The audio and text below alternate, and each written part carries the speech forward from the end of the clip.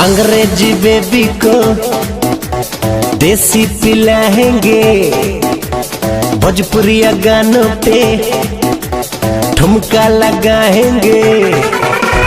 अंग्रेजी बेबी को देसी पिलाएंगे, भोजपुरिया गानों पे ठुमका लगाएंगे।